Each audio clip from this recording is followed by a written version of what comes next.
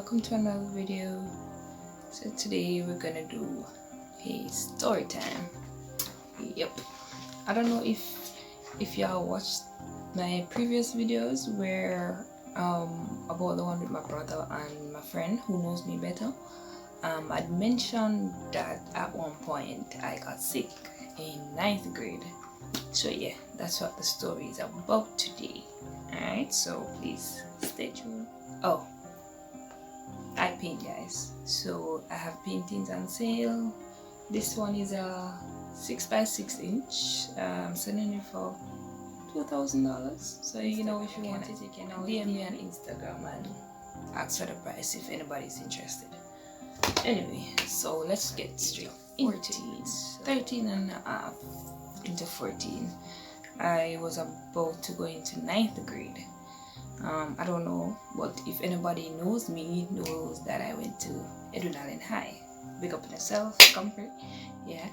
So going into grade 9, that was in 2009. Yeah, April actually.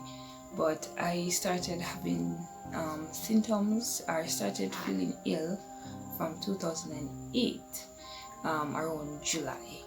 Yes, because I remember the specific night I started actually feeling sick.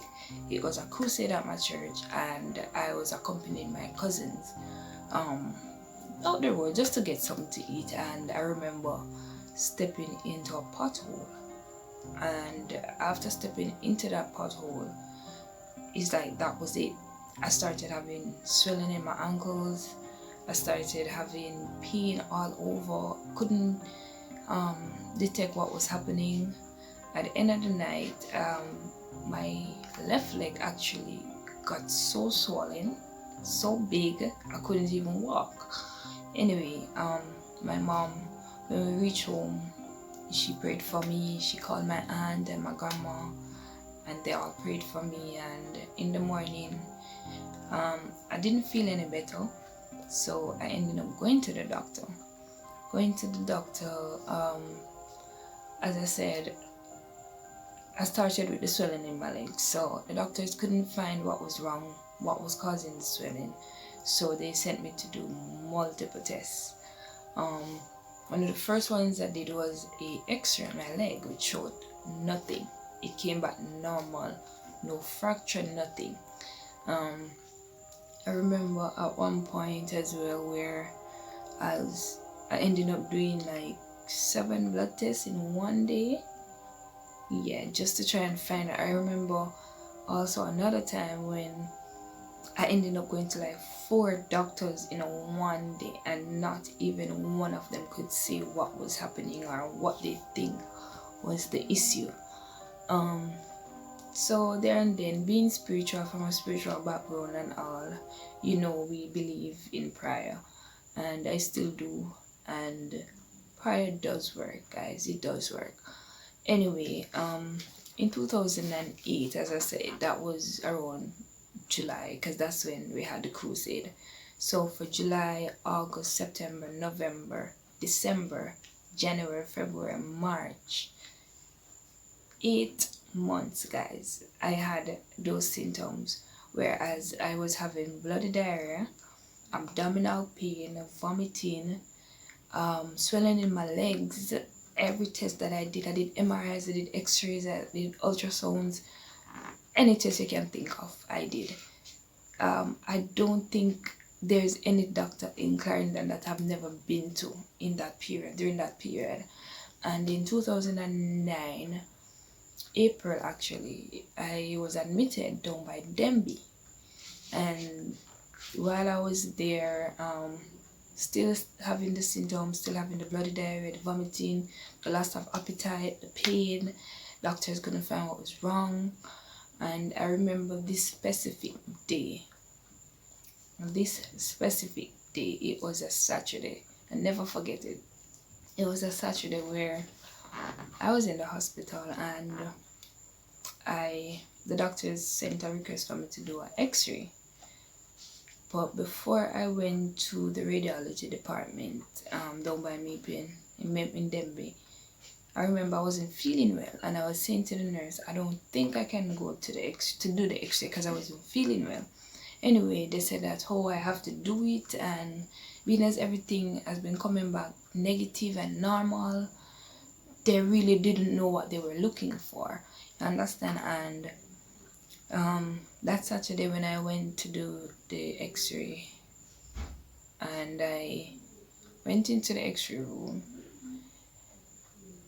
and the only thing I remember, guys, was waking up on the ward.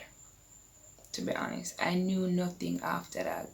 So this is my mother telling me what happened. So she said that after I left the ward and I went to X-ray, they said I should lay on the X-ray bed. When I went on the bed, she said that she heard like about a minute or so after, because she could not go into the room where I was. So she said that she heard a tumbling. So when she rushed in, she realized I was on the floor in a pool of blood. Guys, I don't know what happened. As I said, it's my mom telling me what happened. She said that I was out cold, lifeless, pulseless, no heartbeat, nothing at all. I was dead done. But I remember feeling something hitting me in the back of my head. Yes, I remember that. That was the last thing I remembered. And she said that when she rushed in and she saw me on the ground, at the same time she started pleading, or she started bawling out to Christ, asking him if he's going to take me from her. And it was just one of the most devastating moments ever.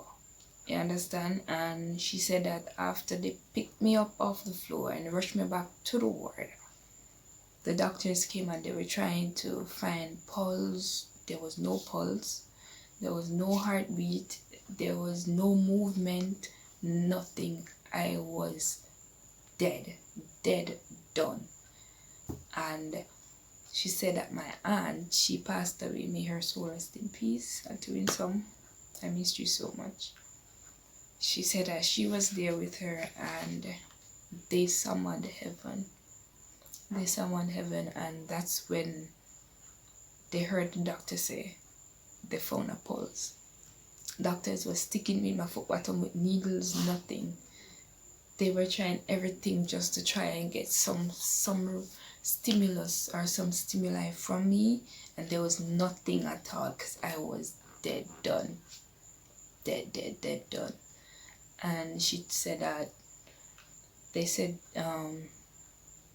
the only thing that was left to do was to pronounce me dead. That was the only thing left for them to do. As I said, the doctors were trying to find a pulse, a heartbeat, nothing. It's not like I fell in a coma, no. I was just dead done. That hit that I got, that was it. And after that, and my mom, they prayed for me and all of that, and they said when I finally came back to life, they were supposed to sign a consent form, a transfer form for me to go to UA. But there was some conflict regarding that between my parents, whereas my mom never really wanted me to go, but my dad was saying I should go because I was there and I wasn't getting any better, because I was there for like almost a week or so, and they still couldn't find what was wrong. They couldn't dictate what's causing everything that was happening to me and all of that. So they made calls to UE and they transferred me there on that same night, that same Saturday night into the Sunday morning. So when I reached to UE around after 1 in the night, I think, yes, I had to do an emergency surgery straight to theatre as I went. I was in A&E, and not long after I had to rush into theatre because I was having the bloody diarrhea with the pain and the swelling and everything and vomiting, and I wasn't eating anything, everything, even if it's just water, I bring it back up or pass it out. And they just never knew what was happening. So after I was rushed to theater. I did a 12-hour surgery. 12 hours surgery. Whereas they took a part of my colon because they said that when they went inside, 3/4 of my colon was rotten. And none of the tests that I did before showed any of that. Nothing. It showed nothing. Up until today's date, if I'm supposed to do certain tests, it will come back normal. You understand? Because my sickness never just come just like that. You understand? After the surgery, I was placed on Ward 5, where I was basically battling for life. But before I was transferred to Ward 5, I was in ICU for about a week. Couldn't eat, couldn't move, nothing. I couldn't help myself any at all. And I'm a warrior. I'm a fighter. And I came back around and I was sent to Ward 5. And trust me, the nurses on Ward 5 at UWI at the time, trust me, they make everything seem so effortless. They made me feel so relaxed, so welcomed, so safe. I don't know, there was just something different then about the nurses than now. Not that I'm bashing the nurses or anything, no, we still do have some really nice nurses at UWI. And I mean, after my recovery, as I said, but during that time when I was on Ward 5, after the surgery, I realized I woke up with a colostomy bag. They call it a shit bag. Sorry for my language, but that's how I can describe it for who don't really know what it is. So it's a bag where it's attached to the abdomen, and feces actually comes from your body through it. So the feces basically runs through your intestine, just like how you normally eat, and it goes through the intestine, goes to the digestive tract and all of that. But mine never came out through my rectum. It came out in the bag because the colon was so rotten that they had to resect it. So I had to do a exploratory laparotomy and also an extended right hemicolectomy. That's where they took the right side of the colon. Yes, so those are two of the major surgeries that I had to do then. While I was on Ward 5, I spent about a month and about 2 weeks or so on the ward, trying to recover, trying to learn how to walk again. Trust me, the nurses at UWI, Nurse George, trust me, I have to really big them up. I'm a bit, I don't know, but big up to the nurses at UWI every time. If it wasn't for them, especially the ones in ICU, oh my God, I don't know what would have become of me today.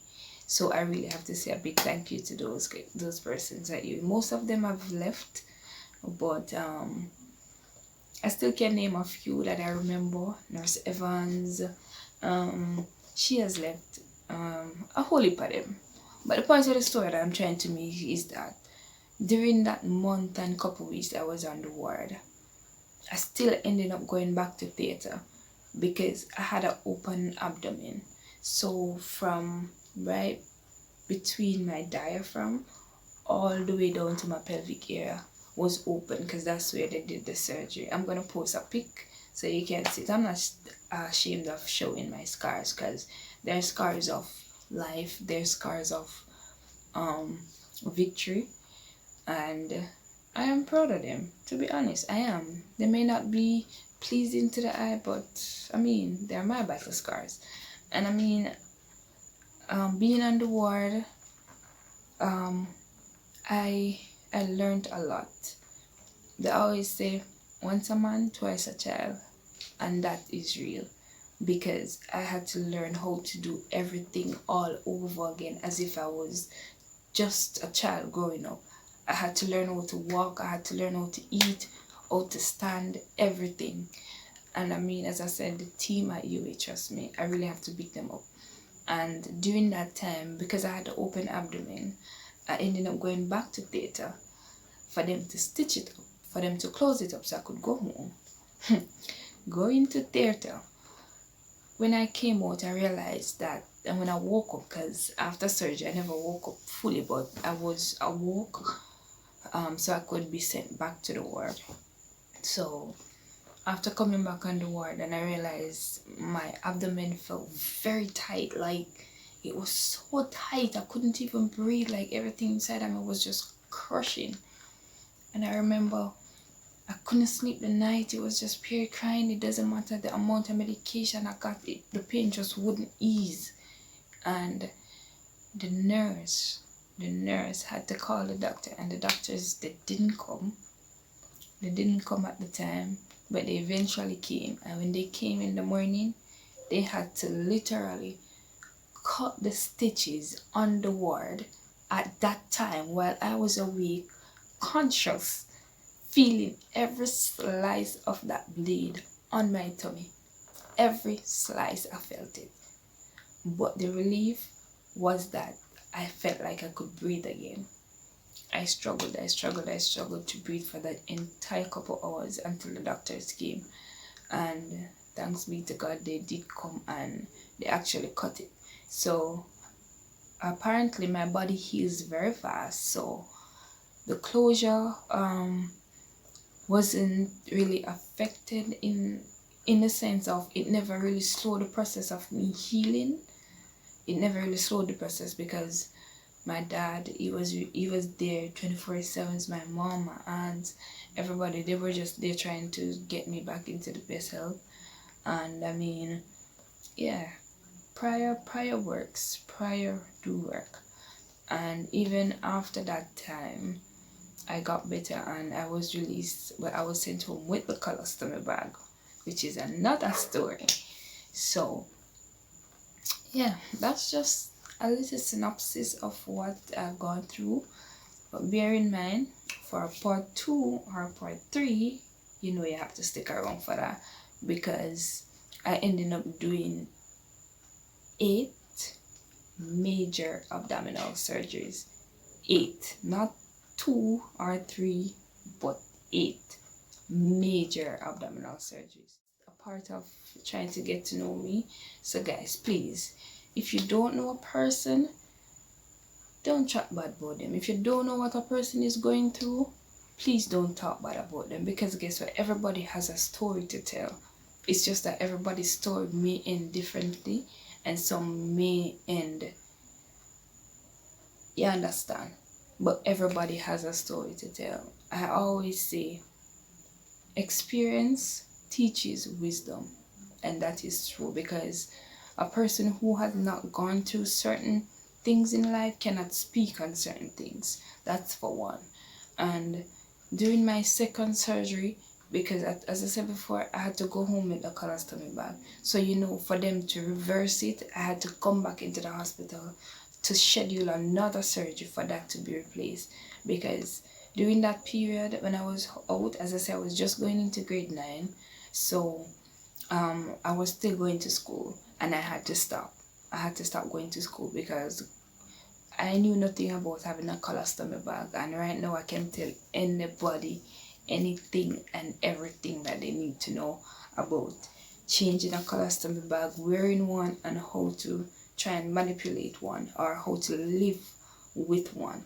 So if anybody have any questions, you guys can comment below and I'll definitely respond.